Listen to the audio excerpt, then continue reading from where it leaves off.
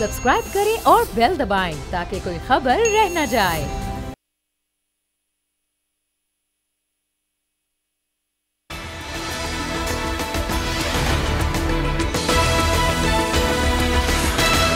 अस्सलामुअलैकुम। प्रोग्राम अब बात होगी में मैं हूं आपकी मेज़बान आमना खटाना। इस प्रोग्राम का हिस्सा हैं नज़ीर लगारी साहब और आमिर ज़िया साहब, चूँकि निजी मसरूफियात की वजह से आज भी हमें ज्वाइन नहीं कर पाए। इंशाल्लाह अगले हफ्ते से हमें ज्वाइन करेंगे।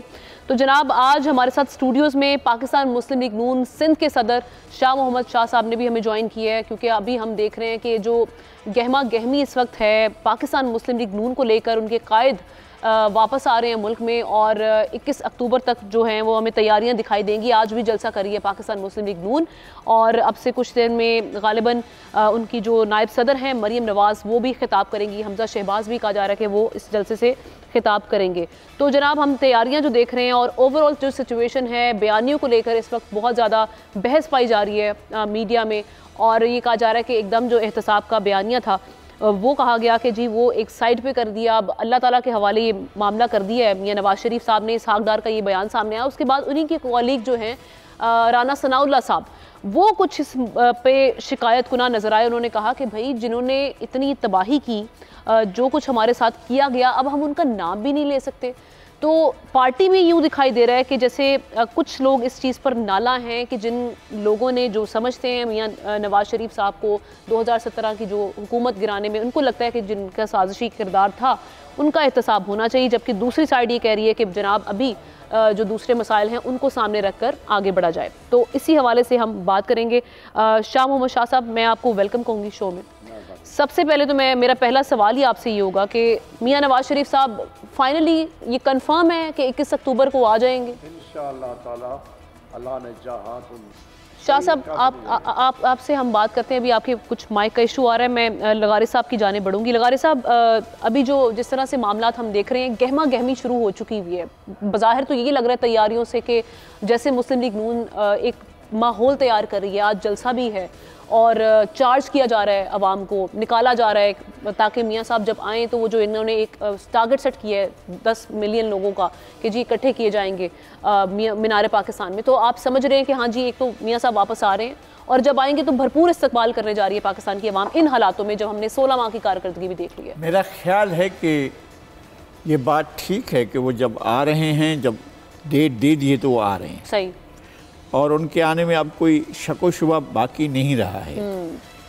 हालात कोई भी रख अख्तियार कर सकते हैं, वो हमारे कंट्रोल में होते हैं। बाज़ दफ़ा हालात जो हैं,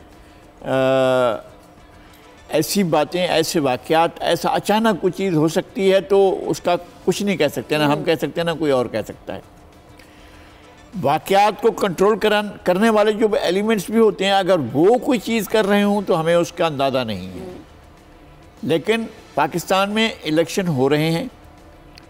अब अगरचे मगरचे चूँकि चुनाचे की बात नहीं रही, इलेक्शन हो रहे हैं। इलेक्शन हो रहे हैं तो फिर पाकिस्तान मुस्लिम लीग नून के सरबराह आ रहे हैं, यानी उनको ये यकीन दहानी करा दी गई कि इलेक्शंस होंगे।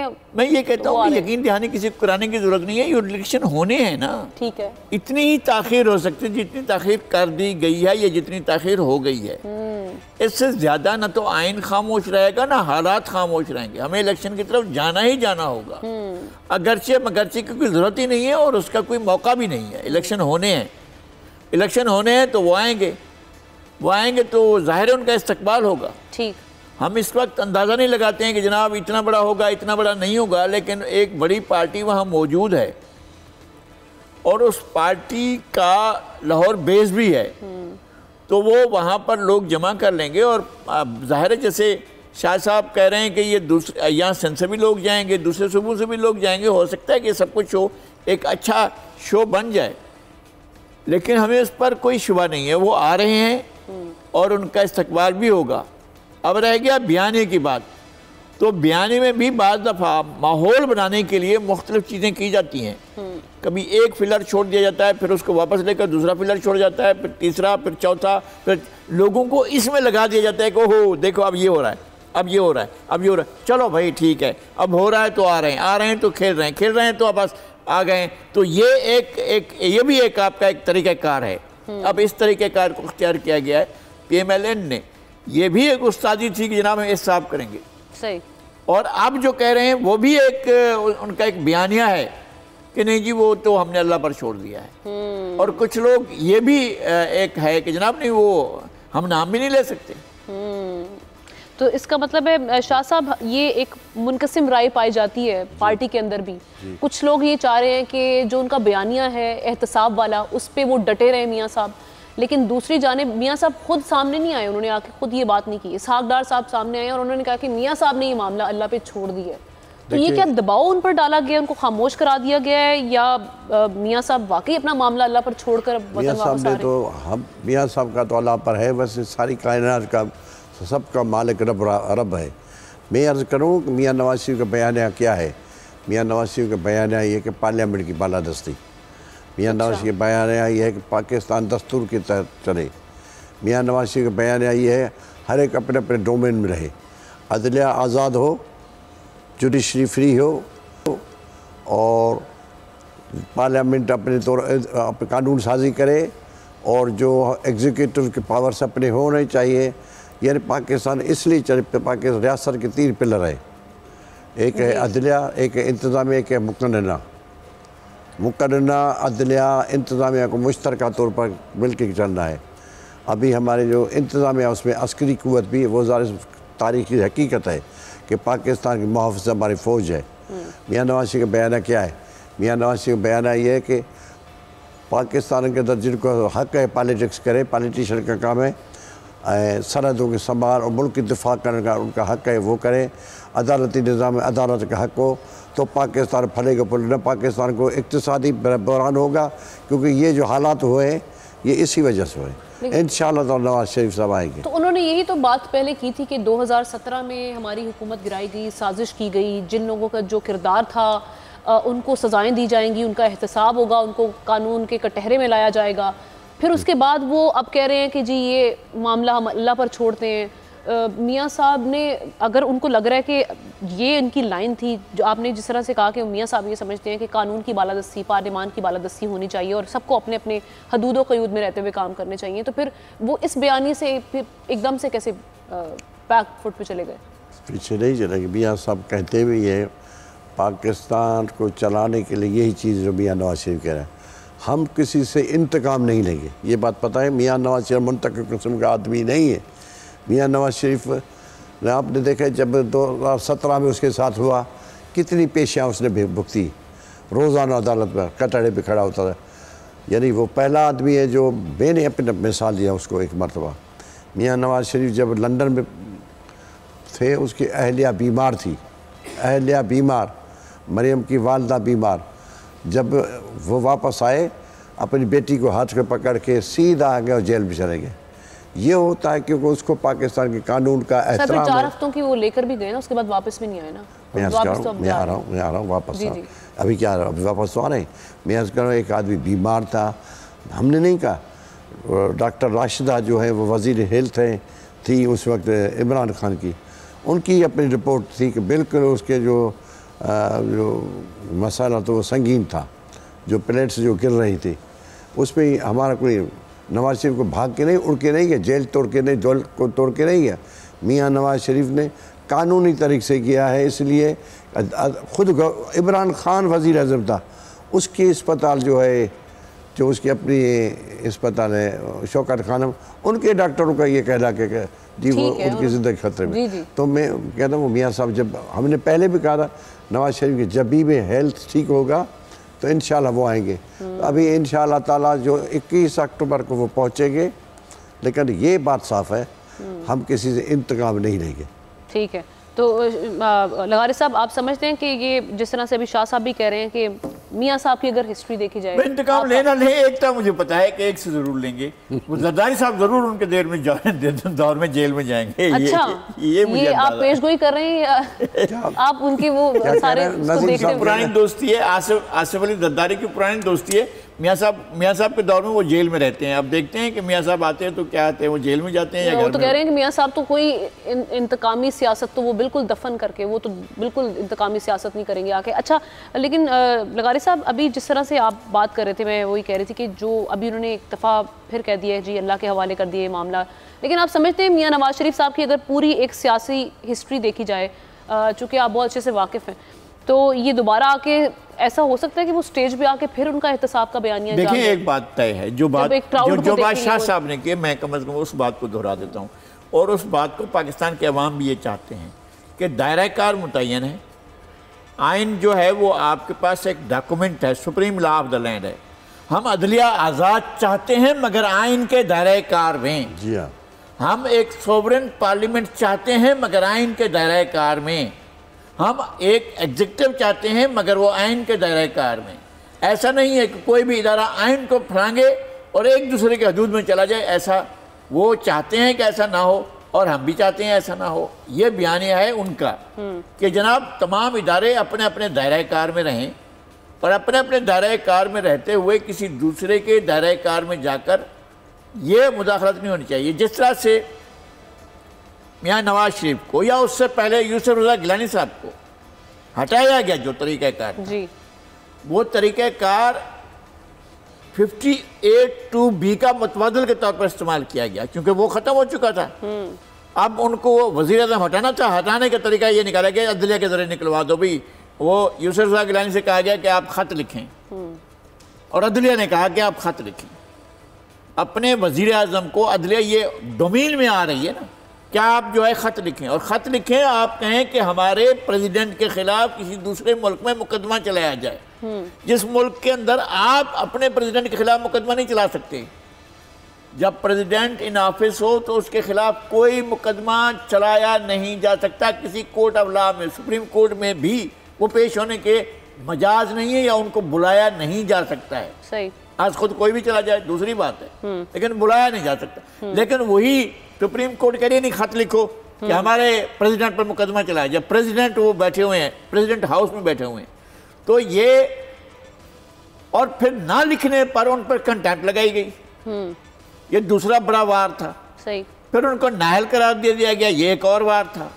बिल्कुल ऐसा ही हुआ मियां नवाज शरीफ के ऊपर कि उनको पूरे तौर पर लेकर फिर एक जो नीचे की वो होती है अदलिया में, लोअर कोर्ट्स होती हैं, फिर उसके बाद सुपीरियर कोर्ट्स होती हैं, हाई कोर्ट होती है, और फिर सुप्रीम कोर्ट। जब डायरेक्ट सुप्रीम कोर्ट ही किसी को कंडम कर दे और कह दे कि ताहयात नाअहल हो, और कह दे कि तुम सियासत नहीं कर सकते हो, और कह दे कि जब अच्छा अभी ट्रायल बाद में होगा, फैसला बाद में होगा, किस चीज़ पर आप फैसला कर रहे थे? यानी जो असल मुकदमा था वो ट्रायल तो अब भी नहीं मिली है उनके पास, वो नहीं है, मगर नाअहल कर दिया। अच्छा, बिल्कुल इस तरह से तीसरा मामला आया तीसरे वज़ीर आज़म का, इमरान खान साहब का। इमरान खान साहब के खिलाफ बाकायदा एक आइनी तहरीक अदम एतमाद लाई गई, वो मंजूर की गई, एक आइनी प्रोसेस था। नहीं ये, लेकिन ये लोग तो खुद पाकिस्तान मुस्लिम लीग नून के कई रहनुमा आकर कह चुके हुए हैं, ऑन रिकॉर्ड के हमें राब्ते किए गए थे और हमें कहा गया था कि आए इनको हटाना है क्योंकि इनसे मायूस हो। मैं कह रहा हूँ यही बातें ले आए ना रिकॉर्ड पर, वही तो जो भी कह रहे हैं यही बातें ले आए रिकॉर्ड पर, और ये गलत था। अगर कोई गए भी थे तो गलत था, अगर उनको बुलाया गया तो गलत था, अगर ये खुद वहाँ गए तो गलत था। ये तो आइन में नहीं लिखा हुआ है ना कि आप जाएं फिलहाल के पास कहें जी ये अच्छा जो इनका सियासी किरदार नहीं उनके साथ मिलकर आप नहीं होना चाहिए था। अब जब वो न्यूट्रल हो गए तो आप उनको न्यूट्रल रहने दें। अच्छा ये क्या तरीक़ाकार है कि आप अपोजिशन में चले भी गए, चलें भाई आप हो गए, आपके साथ ज्यादती हो गई, कि अब ये करना कि जी मैं ही तकर्रुर करूँगा आर्मी चीफ का, मुझसे पूछो फिर आप आर्मी चीफ का तकर्रुर करो, और फिर ये कि फलां को नहीं करो, बस बाकी जिसको चाहो कर दो। यानी ये तरीक़ाकार नहीं होता है, आप नहीं तय करते हैं, मैं भी नहीं तय कर सकता हूँ, ये नहीं होता है। उनका अपना एक सिस्टम है जो बिल्कुल नीचे से सेकंड लेफ्टिनेंट से लेकर लेफ्टिनेंट जनरल तक जो लोग जाते हैं वो ऐसा तो नहीं है कि जनाब आप उनके बारे में सवाल करेंगे अच्छा इनकी हुब्बुल वतनी कैसी है, कोई गैर मुहब्बे वतन आ गया तो भाई आप क्या कैसे कहते हैं कि इतने बड़े सिस्टम के अंदर से लोग गैर मुहब्बे वतन होकर वो इतने बड़े आखिरी ओहदे तक पहुँच सकते हैं। ठीक, बिल्कुल ठीक है। शाह साहब अभी मियाँ साहब जब आ रहे हैं तो कोई मुआशी प्लान भी लेकर आ रहे हैं, क्योंकि इस वक्त तो अवाम का सबसे बड़ा दर्द ही है। सब आप इसलिए है जब भी पाकिस्तान सियासी या मुआशी दलदल फंसता है तो रोल नवाज शरीफ का बनता है। तो ये 16 माह में जब इनकी गवर्नमेंट थी, इनके भाई की गवर्नमेंट थी, वो फॉर्मूला उनको भाई की नहीं, वो एक कोalition गवर्नमेंट थी, मैं बात कर, आपने मेरे से पूछ मियाँ नवाज शरीफ का, मियाँ नवाज शरीफ में ये अहलियत है। आपने देखा मियाँ नवाज शरीफ ने जब भी कोई भी बड़ा इशू होता है, आप देखें सबसे बड़ा इशू पानी का हुआ था 90 में। पाकिस्तान की वफाकी अकाया आपस में लड़ रही थी, सिंध का अपना मौक़िफ़ था, KP का अपना, लेकिन नवाज शरीफ ने 90 में एक काम किया कि काउंसिल ऑफ कॉमन इंटरेस्ट का इजलास बुला के उसको हल कर दिया। अभी तक हर आदमी ये कह रहा है, इवन पाकिस्तान पीपल पार्टी के 91 का एग्रीमेंट। देखें जब भी इशू तो पानी का हो या कोई और इशू हो तो मियाँ नवाज शरीफ उस मसल उस निकालते। मुआशी मसल में जब भी मियाँ नवाज शरीफ थे, आप उस जमाने के देखें सर, जो 16 महीने में हुआ वो सबके सामने है। इतनी ज्यादा महंगाई, कहाँ तक डॉलर कहाँ से कहाँ पहुंच गया। वो तो वर्षे में मिल गए ना 16 वालों को वर्ष में, तो उसमें कामयाबी नहीं था। मैं लेकिन शहबाज शरीफ साहब उनके भाई हैं ना, वो बता सकते थे उनका प्लान। शहबाज साहब के पास दो रास्ते थे, एक या तो रियासत बचाए या सियासत बचाए, या रियासत बचाए या सियासत बचाए। शहबाज शरीफ को जो वर्षे में चीज़ें मिली, ये महंगाई, IMF के साथ जो कंडीशंस तय किए थे कोई शहबाज ने नहीं किया, वो तो इमरान खान करके कहता। इमरान खान ने जो IMF, हम रियासत की बात करें, कोई भी गवर्नमेंट हो, चाहे कल नज़ीर लगारी साहब हो या कल मैं हूँ, लेकिन हम तो रियासत पाकिस्तान। खान साहब वाला तो किस्सा पारी ना हो गया ना। अब तो 16 माह में जो सारी कारकर्दगी है, उसके बाद वो क्या कहेंगे? अब वो क्या कहेंगे कि विरासत में मिला है तो अभी भी चीज़ें मामला ठीक नहीं होंगी क्या उनसे? देखिए मैं अर्ज़ कर रहा हूँ कि इस वक्त भी एक आपको याद है कि नवाज शरीफ ने एक स्लोगन लगा, कर्ज उतारो मुल्क संवारो, याद है ना? मैं अर्ज़ कर रहा हूँ इस वक्त भी नवाज शरीफ ही आ रहे हैं। अच्छा। उसी का अल्लाह ताला ने उसमें ये अहलियत दी है, उसकी इतनी PR है कि सऊदी अरब में जब भी वो जाते हैं तो उसके हुक्मरान उसकी ज़बान पर भरोसा करते हैं। इवन हमारे अरब कंट्रीज़ के अलावा दुनिया की कई ममलकतें ऐसी हैं जो मियाँ नवाज शरीफ को की ज़बान कमिटमेंट को कमिटमेंट समझते हैं। इसीलिए मियाँ नवाज शरीफ जब आएंगे आप देखेंगे, आप कहेंगे ये अलादीन का जादू चराग हुआ, क्या हुआ। ये तो इसहाक डार के साहब के बारे में भी कहा जा रहा था कि वो आएंगे तो डॉलर कितना नीचे चला जाएगा, मुआशी सूरत हाल बहुत बेहतर हो जाएगी। लेकिन जब वो आए तो उन्होंने हम सबकी वो तकलीफ़ में इजाफा किया, सबकी चीखें निकलवा दी, वो हम सब उससे वाकिफ़ हैं। ब्रेक लेते हैं नाजरीन, ब्रेक के बाद वापस आते हैं तो मज़ीद गुफ्तगू का सिलसिला आगे बढ़ाते हैं। स्टे विद अस।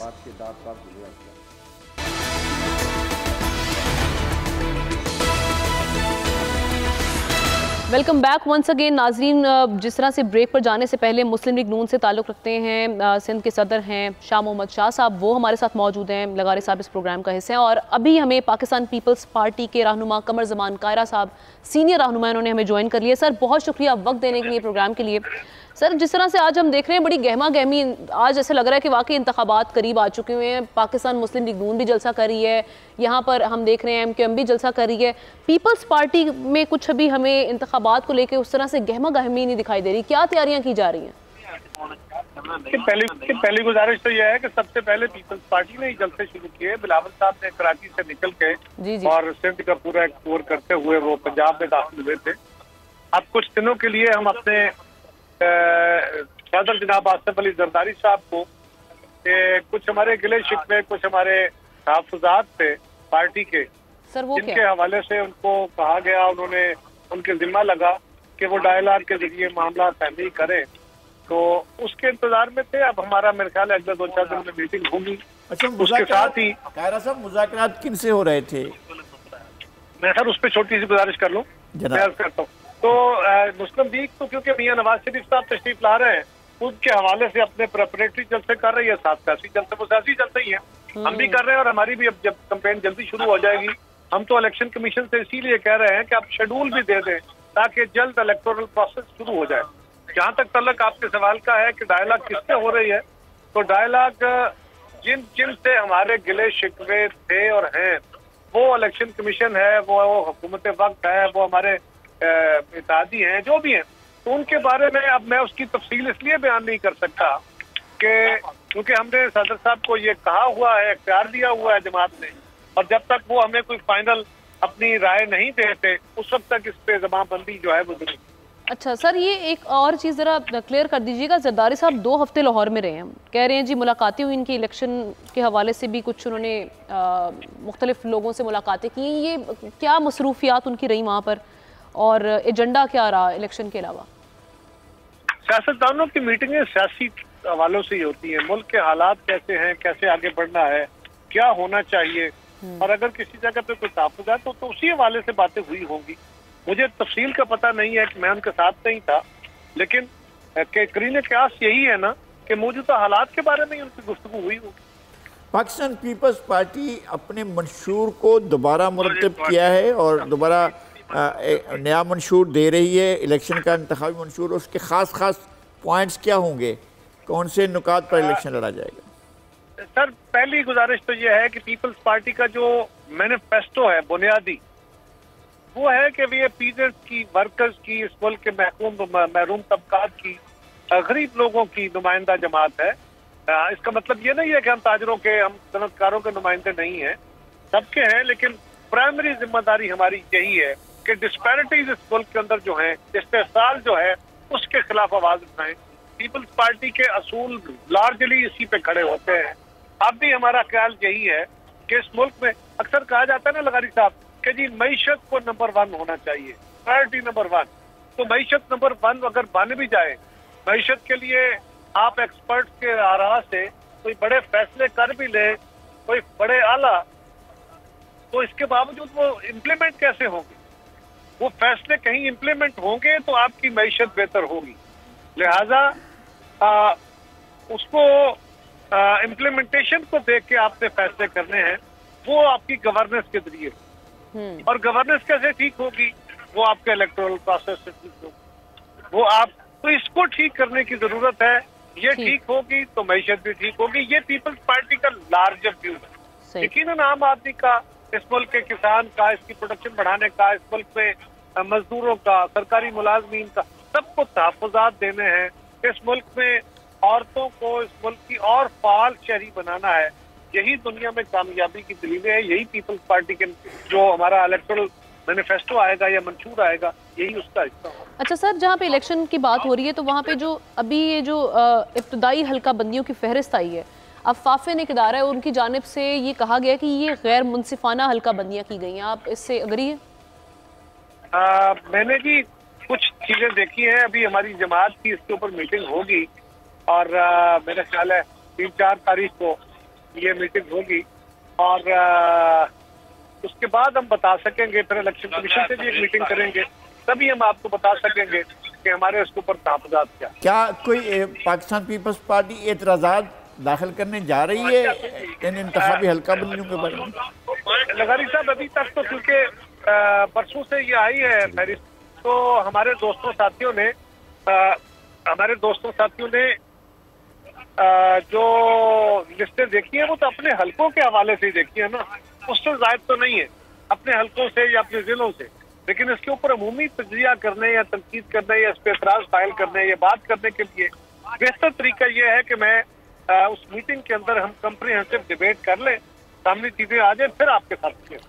अच्छा, आपके पार्लिमानी बोर्ड्स बन गए हैं तो उन्होंने अपना काम शुरू कर दिया है? ये जो सिंध का बोर्ड एक बना है हमने देखा है, इसी तरह से पंजाब के 2 बोर्ड बने हैं, उन्होंने अपना काम किस तरह से शुरू किया हुआ है?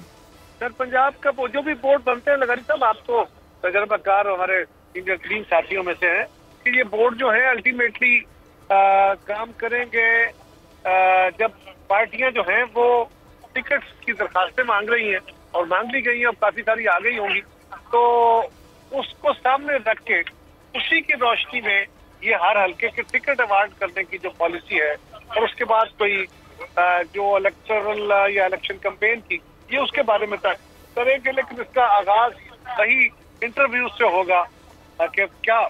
अच्छा, आपकी एक खास बात ये रही है, आप कहते रहे कि तमाम लोगों के लिए लेवल प्लेइंग फील्ड होना चाहिए और जो बात की है वज़ीर आज़म ने बैरून मुल्क के, कोई फ़र्क नहीं पड़ता है अगर कोई पार्टी नहीं है या फलां अगर शख्सियत नहीं है तो कोई फ़र्क नहीं पड़ता। आपके ख्याल में इस तरह का इलेक्शन लेजिटिमेट होगा, उसको सही समझा जाएगा? नहीं लगारी साहब, ये कोई फर्द कहे, कोई इदारा कहे, वज़ीर आज़म कहे, काबीना कहे, किसी को इस बात का इस्तेहकाक नहीं है कि कोई जमात हो या ना हो, इससे फर्क नहीं पड़ता।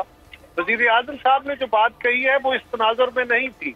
उनसे मेरा ख्याल एक सवाल हुआ था कि अगर इमरान खान साहब को सियासत से बाहर निकाला गया या वो इलेक्शन में ना हुए तो फिर उसके जवाब में उन्होंने कहा और इमरान खान साहब को कैसे इलेक्शन से बाहर निकाला जा, कोई नहीं निकाल सकता।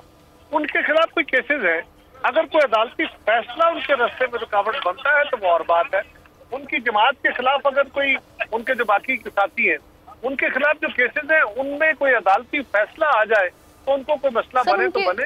हुकूमत की तरफ मैं कह रहा साहब बस यही एक सवाल बस मेरा यही है, मैं ज़्यादा वो नहीं करूँगा, वो ये है कि हमारा अब भी ये मौक़िफ़ है, कम से कम अपनी हद तक मैं एक सहाफ़ी के तौर पर, एक तज़किया कार के तौर पर मैं ये समझता हूँ कि जिस तरह से यूसुफ रज़ा गिलानी को हटाया गया था और एक ऐसा ख़त जो बिल्कुल गैर आइनी तरीके से कहा गया था कि अपने सदर के ख़िलाफ़ बैरून मुल्क मुकदमात चलाने के लिए ख़त लिखा जाए, वो ख़त ना लिखने पर उन पर कंटेम्प्ट लगाई गई और उनको नाअहल करार दिया गया। और इसी तरह से मियाँ नवाज शरीफ के ख़िलाफ़ कहा गया कि पनामा के मामला हैं, उनको पनामा के मामले में कोई सज़ा नहीं हुई लेकिन फिर भी वो नाअहल भी हो गए और ताहयात नाअहल हो गए। इसी तरह से किसी और को भी नाअहल करार दिया जाता है तो आपका क्या मौक़िफ़ होगा कि सियासतदानों को इस तरह से नाअहल करार देकर? अगर तो जिस तरह आपने कहा इसी तरह किसी मफरूज़े की बुनियाद पे, किसी सॉलिड रीजन के बगैर और अदालती प्रोसेस के बगैर उसको सजा दे दी जाती है और वो अदालती प्रोसेस अगर हो भी और उसको ना कोई मुल्क के अंदर माने ना कोई मुल्क के बाहर माने, यानी जिन फैसलों के जरिए आसिफ जरदारी साहब को या मियाँ नवाज शरीफ साहब को सजाएं हुई वो तो उनके मुखालिफ भी कहते हैं कि गलत फैसले हुए। लिहाजा ऐसे फैसलों से होने वाली सजाएं किसी के लिए भी काबिल नहीं। जरदारी साहब पर तो आज तक कोई सजा नहीं हुई, मेरा ख्याल नहीं है कि उन्हें कभी सजा हुई हो। नहीं, उनको सजा नहीं हुई। मैं मियाँ नवाज शरीफ साहब पीपल्स पार्टी की मैं कह रहा हूँ, गिलानी साहब को हुई, इस तरह की बात भुट्टो साहब को हुई। अच्छा, जहाँ पर अभी कारा साहब जिक्र हो रहा था निगरां वज़ीर आज़म साहब का, उनके बहुत से क्लिप्स सामने आ रहे हैं, कुछ उन्होंने इंटरव्यूज़ जो दिए हैं उनमें से एक उनका जो आज मैं देख रही थी, उन्होंने कहा है कि जनाब हमारे जो सियासतदान हैं वो सब के सब नाकाम हो चुके हैं, इसी वजह से जब भी कोई क्राइसिस आता है तो हमारी जो मिलिट्री है वो इतनी स्ट्रॉन्ग ऑर्गेनाइजेशन है कि उनको सामने आना पड़ता है।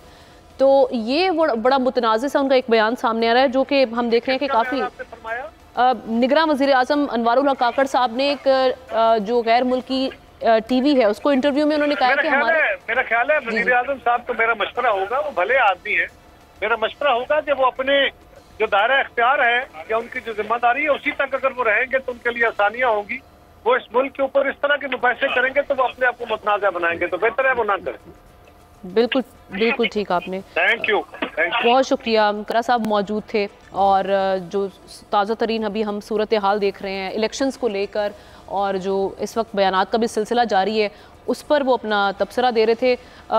लगारी साहब, अभी जो ये इसी बयान से मैं बात करूँगी, निगरां वज़ीर आज़म साहब का मैंडेट नहीं है लेकिन उन्होंने बड़ा एक ऐसा बयान दे दिया जिससे कहा जा रहा है कि जमहूरियत को एक धचका लगने वाली बात है। उन्होंने ये बात कर दी है कि भाई हमारी जो मिलिट्री इस्टेब्लिशमेंट है उनको तमाम क्राइसिस को आकर देखना पड़ता है। अभी ये जो हालिया अभी हम देख रहे हैं कि जो डॉलर की प्राइसेस है, ये ज़ख़ीरा अंदोज़, उन्होंने कहा कि सियासतदान फेल हो चुके हैं इसलिए हर मामले में उनको आगे बढ़ना। मेरा ख्याल है कि ये बयाना गलत है और इसको नहीं मिलेगी, मतलब पजीराई अगर आप चाहें कि इस तरह से पजीराई मिले और ये चीज़ें इस तरह की जाएँ कि जनाब वो फेल हो गए हैं इसलिए ऐसा होता है, तो वो फेल क्यों हुए हैं, ये सवाल तो होगा ना।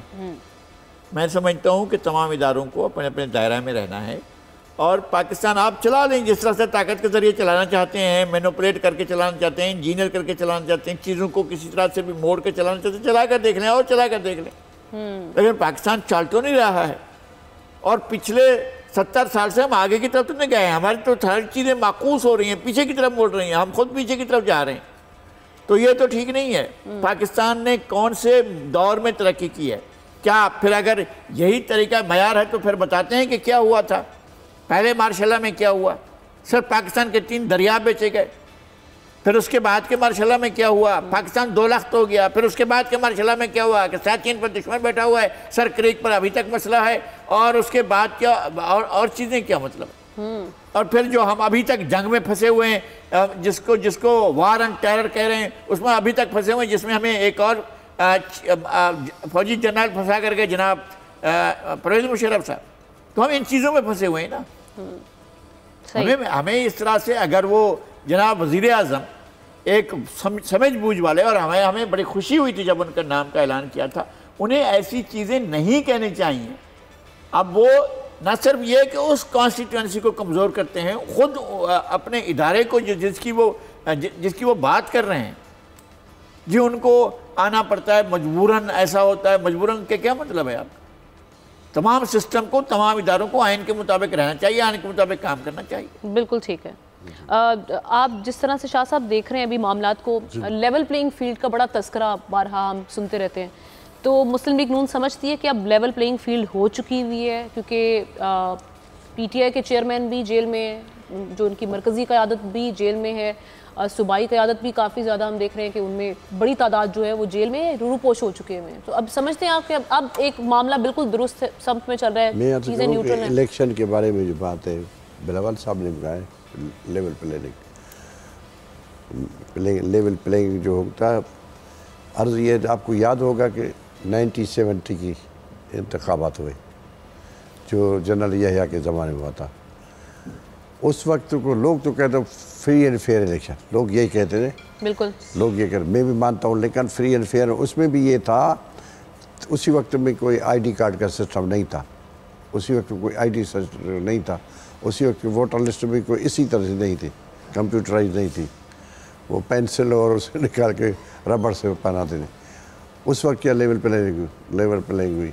उस वक्त भी ये वेस्ट पाकिस्तान में चशमदीद गवाह हूँ कि हमारे हल्के में, यानी मेरे फैमिली के हेड GM सैयद साहब इलेक्शन लड़ रहे थे, उसकी हम देख रहे थे कि उसके साथ जो हुआ, उसी वक्त जो वोटर लिस्ट में जो लोग थे ही नहीं, जो मौजूदा डिस्ट्रिक्ट जामशोर का हल्का वो थे ही नहीं, पता नहीं नवाब शाह से जहाँ कुछ बगैर मुकाबले मुंतखब हो गए थे, लोग बसें भर के आते थे। लेवल प्लेइंग तो ये होता, ये मैं अर्ज़ करूँ कि इस वक्त भी ये इलेक्शन कमीशन का काम है कि न मेरा काम है न किसी और से हम मांगे कि भाई लेवल प्लेइंग।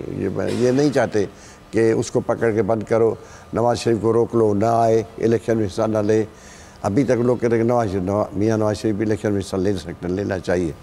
अभी जो कह रहे हैं लगारी साहब, अभी आप देख रहा केस क्या हुआ, पनामा निकला क्या, अकामा, सज़ा क्या सज़ा। और वो ये रहा है कि जज जो है निचली कोर्ट का फैसला है, मॉनिटरिंग जज सुप्रीम कोर्ट का जज, ये तो तय है कि दुनिया पे हंस रही थी कि सुप्रीम कोर्ट जो है वो फैसले का आखिरी लेकिन मनी ट्रेल भी दिखा नहीं ना सके, वो भी तो प्रूव नहीं कर सके ना जी। मियाँ साहब भी अपनी साइड प्रूव नहीं कर सके, मनी ट्रेल नहीं दिखा सके, ये जगह भी तो अपनी जगह पर मौजूद है। पूरा रिकॉर्ड सामने रखा था। अभी कहते हैं कि आपको अभी नैब में क्या हुआ है, पहले कहते हैं कि नैब में मुझे पेश करना कि मैंने पैसा ये कहाँ से लाया। अभी कहते हैं वो खुद मियाँ साहब ने हर चीज़ रिकॉर्ड पर रखी थी, हर चीज़ रिकॉर्ड पर है, आज भी रिकॉर्ड में। मैं ये अर्ज़ कर, मियाँ नवाज शरीफ के साथ ये जो करने से इसी मुल्क में कह खुदा न करे इस तरह से हो कि हम ये वफाकी अकायाँ हैं, चार अकायाँ हैं, पहली पाँचवीं तो बेचारी चली गई। इसमें हम ऐसा सिस्टम न बनाए। शुक्र है कि अभी पंजाब के अंदर ही हुआ, मियाँ साहब के साथ हुआ, इमरान के साथ ये हो रहा है। मैं नहीं कहता किसी के साथ हो, ठीक। बाकी लेवल प्लेइंग जो है वो किसी को भी सियासी अमल से बाहर नहीं रखना चाहिए। अच्छा, क्योंकि वक्त कम है। मैं कहता हूँ इमरान को छोड़े, हमारे साथ इलेक्शन करे। मैं कहता हूँ इलेक्शन कराए, लेकिन बात यह है कि इमरान पर संगीन मुकदमात 9 सामना कर रहे हैं, 9 मई का वो मुकदमात तो सामने वो हैं और जो चीज़ें हुई हैं वो सामने हैं। लेकिन ये अगर वज़ीर आज़म की तरफ से कहा जाए कि जनाब वो अगर नहीं होते, वज़ीर आज़म का हक नहीं, वज़ीर आज़म को कोई वज़ीर आज़म अपने डोमेन में रहे। वज़ीर आज़म का काम है कि रोज़मर्रा के डे बाय डे जो काम होते हैं उसकी में हिस्सा लें, कि किसी के मुआशी मामलात हैं या सियासी वज़ीर आज़म का ये काम नहीं कि मुझे रोके आप। ठीक है सर, एक क्योंकि सवाल वक्त भी कम है तो मैं चाह रही हूँ कि बता दें कि पाकिस्तान मुस्लिम लीग नून सिंध में खुसूसन किस तरह से मोबिलाइज कर रही है आवाम को, और सिंध में क्या कर रही है, क्योंकि यहाँ पे हम देखते हैं अभी अच्छा आपने मेरे से पूछा, क्योंकि सिंध चैप्टर का इंचार्ज में हूँ जी। हमारे साथ जो सिंध में हुआ वो तो हमें पता है। अभी सिंध में ये है कि हमने कई माहों से पहले वर्कर्स कन्वेंशन की है। अभी मैं कह रहा हूँ कि अभी मोबिलाइजेशन हम कर रहे हैं, हो रही है। अभी भी मैं कल भी मीरपुर खास से आया हूँ। मैं अर्ज़ कर रहा हूँ कि अभी बहुत से इलेक्टेबल्स हमारे साथ चल रहा, मेरे साथ राब्ते में कई इलेक्टेबल्स रहते, चाहे मैं नहीं कर नाम नहीं ले रहा हूँ, चाहे पीपल्स पार्टी से हों या पीपल्स पार्टी से बाहर से हो, इलेक्टेबल्स का हमारे साथ है। इसलिए वो देख रहे हैं कि अगर इलेक्टेबल्स देखता कि फ़लाँ पार्टी के वोट बैंक में इजाफा हो रहा है तो उधर तरफ देखते हैं। मैं अर्ज़ करूँ, अभी मैं आपको इधर आपके ज़रिए बता रहा हूँ कि सिंध में ऐसा हो, जब हम पार्लियामेंट बोर्ड बनेगा हमारा, जब टिकटों का इशू होगा तो आप देख रहे हैं कि कई लोग हमारे साथ लाइनों में खड़े होंगे टिकटों के लिए। ये मैं आपको बता रहा हूँ। अभी नौशहरा डिस्ट्रिक्ट है, नौशहरा फेरोज़, वहाँ हमारे वोट अभी 18 जैसी 2018 में इलेक्शन है, उसमें भी हमने अभी बल्दियात भी हुई ना कि मैंने देखा है कि वहाँ भी हमें वोट मिले। बल्दियात में लोग कहते हैं कि भाई वन साइडेड इलेक्शन थी। ये है कि इंशाअल्लाह ताला PMLN साबित करेगी कि सिंध में भी हमसे, ये नहीं कि सिंध में ज़ीरो होंगे, सिंध में भी अपना शेयर ले लेंगे, शेयर जो हिस्सा होगा लेंगे। मैं कहता नहीं ना पीपल पार्टी का सफाया होगा, नहीं MQM का सफाया होगा, नहीं। यहाँ MQM भी मैटर करती कराची शहर के अंदर, हैदराबाद शहर के अंदर। पीपल पार्टी ज़ाहिर है एक बहुत बड़ी पार्टी जिसका सिंध बेस है, जैसे PMLN का बहुत ज़्यादा असर पंजाब में या KP के वो, लेकिन पीपल्स पार्टी के सब लोग नाराज़ हैं। कुछ लोग मौजूदा 5-10 सालों में लोग बहुत से नाराज़ हैं। इक़्तिसादी बस अभी सिंध में डाकू राज है ना, सिंध में अभी अगवा बार तावान है, अभी इससे भी लोग नाराज़ हैं। लोग ये कहते हैं नाराज़ है, लेकिन लोग ये कह रहे हैं कि नवाज शरीफ जब 90 में था ना, लोग कहते हैं कि वो मसीहा है। 90 में जो डाकू राज का खात्मा नवाज शरीफ ने किया। आपको पता है कराची में रोज़ाना लाशें मिलती थी, दहशत गर्दी का खात्मा नवाज शरीफ ने।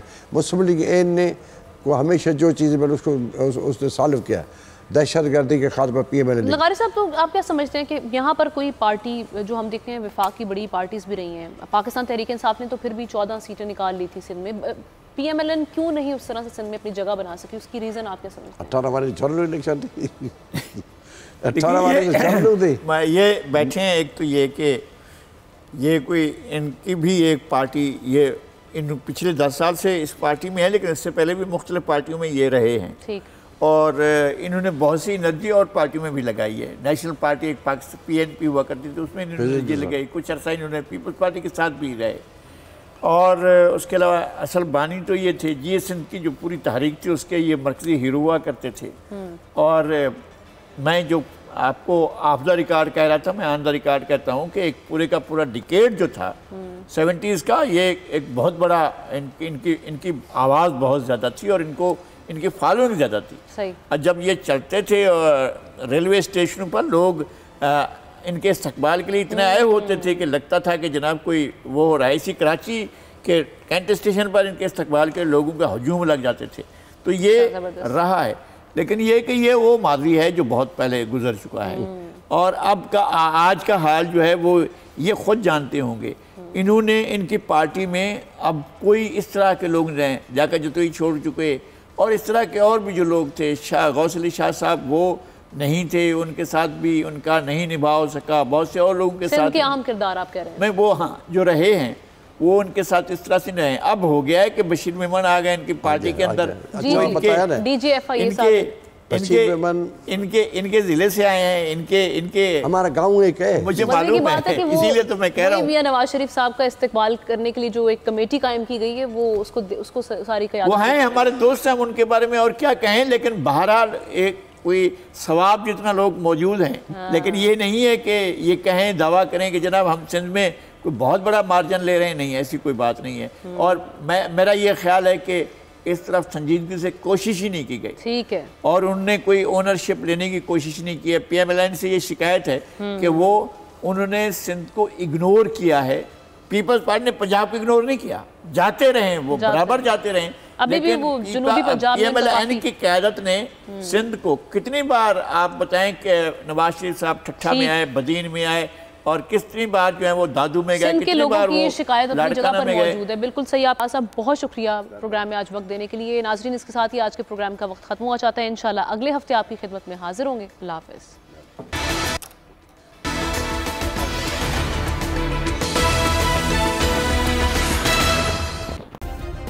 सब्सक्राइब करें और बेल दबाएं ताकि कोई खबर रह न जाए।